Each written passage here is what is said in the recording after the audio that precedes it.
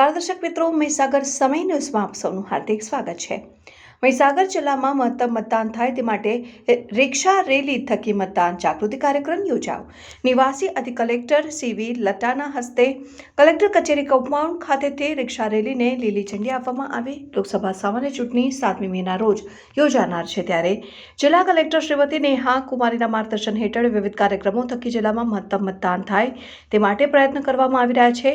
આજરોજ નિવાસી અધિક કલેક્ટર શ્રી સીવી લટાના હસ્તે લુણાવાડા કલેક્ટર કચેરી કમ્પાઉન્ડ ખાતેથી અંદાજિત 200થી વધુ રિક્ષા રેલીને લીલી ઝંડી આપવામાં આવી હતી અને આ રેલી લુણાવાડાના વિવિધ વિસ્તારોમાં ફરી મતદાન જાગૃતિ સંદેશો પ્રસરાવશે।